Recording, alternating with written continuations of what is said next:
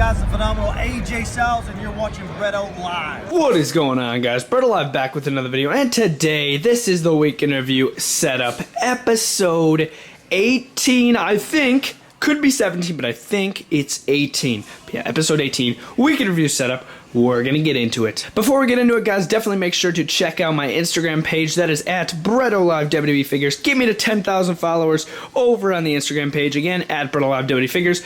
And to end what you guys came for, the week in review setup. Starting over here with Raw. Raw was pretty friggin' decent. Some boring parts, but I really liked the start of the King of the Ring. I thought it was very cool. So we're going to get into Raw. I'm going to show you my opinion, everything that happened, so let's get into it. Starting with the main event. Yes, we're starting with a bang. Braun Strowman. Yes, that is not fake news. Braun Strowman and Seth Rollins are the brand new Raw Tag Team Champions. Can you freaking believe that? They faced the Club in a 2-on-2. Yeah, because Braun Strowman and Seth Rollins have been helping each other out, and Seth Rollins is like, how about we take out the Club tonight for the Raw Tag titles? And I'm like, oh my god, they're going to win. No friggin' way. Look at that. Braun Strowman, Seth Rollins win the Raw Tag titles. Absolutely amazing. Against the Club. AJ Styles tried to interfere like once. He got curb stomped. Oh, it was an amazing match. Braun Strowman with the victory. Oh, with the pin of the victory. Moving over here, Jerry Lawler was supposed to interview Sasha Banks about why she attacked Natalya and Becky Lynch the previous week. But then Bray Wyatt come out of nowhere. So, like, the lights started going out when Jerry the King Lawler was in the ring. And he's like, nope, not dealing with this. He hops out of the ring.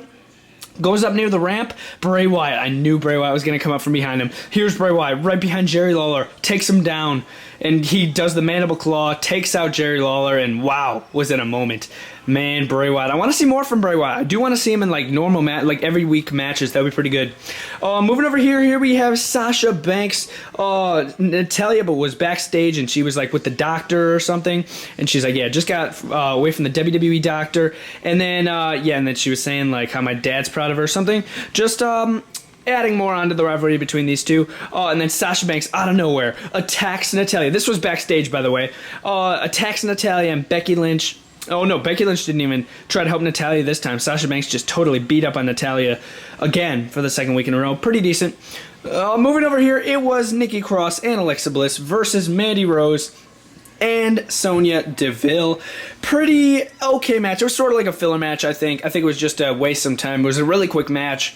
Not that interesting. It was kind of obvious that Alexa Bliss and Nikki Cross were going to win, so I wouldn't say that was too entertaining, but it was pretty decent. Moving over here, tag team match, building up for the King of the Ring tournament matches for next week on Raw. It is Miz and Ricochet versus Baron Corbin and Drew McIntyre in a tag team match. Ricochet ended up picking up the victory for the Miz and himself with this wicked maneuver. It was like he put his back on the mat and he did a knee right to the face, and I was like, oh dang, that was pretty good. I think they call it the recoil. It was pretty freaking cool.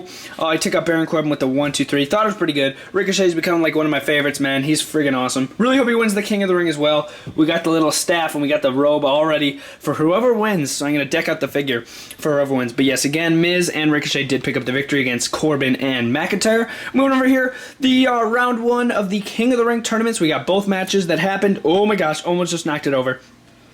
Again, this is the start of the King of the Ring round one. The other two matches for Raw will happen next week on Raw.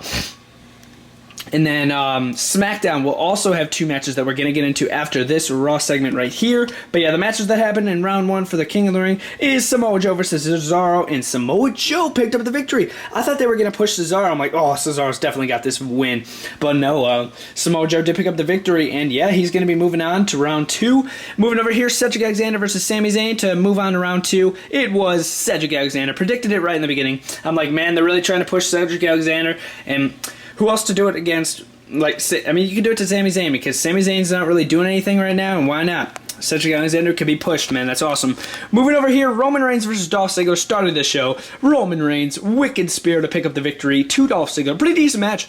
It went on pretty long, and then it was a pretty good match in the beginning. And then Roman Reigns again did pick up the victory with a wicked spear, man. As you guys know, Dolph Ziggler is like one of my favorites to ever react to the spear because he literally... oh, he reacts so good. But yes, Dolph Ziggler did pick up the loss, and Roman Reigns did pick up the dub. Moving over here, it was supposed to be. It was the Revival versus Xavier Woods and Big E. Randy Orton, yet again, interfering, RKOing Kofi Kingston, who wasn't even in the match. He was coming out here to help out the the New Day that were getting beat up and double teamed by the Revival and Randy Orton. And Randy Orton out of nowhere, RKO. And like literally, yeah, so... And they're really pushing. I'm really surprised Randy Orton did not turn on the Revival. I thought for sure. I'm like, Randy Orton is going to turn on the Revival. It did not happen. And looks like they're going to be a full-on team now. Dash Wilder, Scott Dawson, and Randy Orton. Pretty interesting, but I'm interested to see what's going to happen there. Moving over here into the last thing. Definitely let me know in the comments down below if I forgot anything. But yeah, moving into the last thing over here. Elias was supposed to have a performance of a lifetime. He said oh, this is going to be my last performance. I'm like, wait a minute, what? And then he's like soaking in. I'm like, oh, dang. So he said that, and then R-Truth out of nowhere, Elias's guitar like wasn't working, like the mic wasn't working on it, and then he's like, hey, production guy, give me another guitar. And it turns out it was R-Truth who was the production guy, kind of obvious. And then he rolled him up, tried to pick up the 24/7 championship, did not work out, and Elias remains your 24/7 champion. I'm gonna rate this show at the end, but without further ado, we're gonna get into Smackdown. Here we are with Smackdown Live, starting off over here at the end of the show. They were building this up all night. Even last week on Smackdown, they were saying the Roman Reigns attacker will be revealed. It's not Rowan. It's going to be revealed. And then it was revealed. At the way end of the show, it was like literally 30 seconds left. They revealed him, and Roman Reigns walks in the room where this guy was being held. He had a black, probably towel over his head. And then Eric Rowan, Daniel Bryan waiting for Roman Reigns to show up, and then they take off the towel. And remember, Buddy Murphy said, "I thought I saw Rowan. I thought I saw Rowan." And he takes off the towel, and it's a guy I've never seen before. I'm not sure if he's an indie wrestler. I'm not sure if he was a wrestler in the past. I've never seen this guy before. Looks like Rowan. Literally looks like Rowan. I understand why Buddy Murphy said Rowan, because it freaking looks like him, man. So yeah, it's weird. If you guys don't know what I'm talking about, check out a YouTube video. It's on WWE's YouTube channel, but it was pretty interesting, I thought. Moving over here, it was a moment of bliss. Special guest Charlotte Flair, and then Bayley actually ended up coming out. And the reason Charlotte is sitting on the floor is because Bayley pushed her out of her seat. Hey, I'm really getting tired of Bayley being the champion. So boring.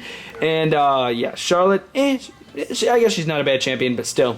She gets pushed off the chair, and then Bayley stands tall. Moving inside of the ring. Moving over here, it was Daniel Bryan versus Buddy Murphy before Daniel Bryan and Eric Rowan revealed the supposed mystery attacker. Buddy Murphy, Daniel Bryan, pretty decent match, not gonna lie. I thought it was a pretty decent match. Buddy Murphy really put on a show, and he did pick up the victory. Really surprised. I'm really glad Buddy Murphy picked up the victory too. I would set up Buddy Murphy with Daniel Bryan, but I do not have a Buddy Murphy figure. But yeah, it was a pretty decent match. Buddy Murphy picked up the victory. Very surprised. Pretty decent match. Again, against Daniel Bryan. Moving over, how about we go over there? Moving over here, Kofi Kingston attacking the Revival. Randy Orton was talking smack because he was the one that nearly broke Xavier Woods' leg last week and took him out of action for this SmackDown. So Kofi Kingston comes out, he unloads on Randy Orton for a couple of times. He's about to break his ankle with a chair, but then the Revival come out and take the hits for Randy Orton with some chair shots to the back. And yeah, I guess it was pretty decent. Kind of getting old with Kofi Kingston. Not really the biggest fan of the Revival and Randy Orton. I'm not the biggest fan of that alliance. I don't think it's the best alliance in my opinion. But yeah, I guess it's not bad. King of the Ring tournament. One match we have over here for the King of the Ring tournament was Apollo Crews. Again, this is round 1 for SmackDown. Apollo Crews, Andrade. It was obviously going to be Andrade. Great match Apollo Crews put up against Andrade. It was obvious. They never pushed Apollo Crews.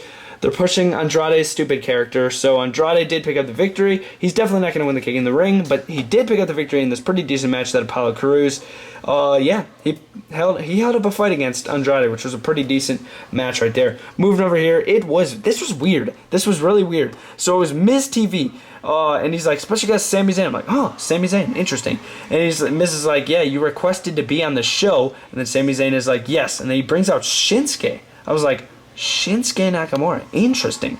And then I remembered when Shinsuke came out. I totally forgot. I totally even forgot he was freaking IC champion. Totally forgot.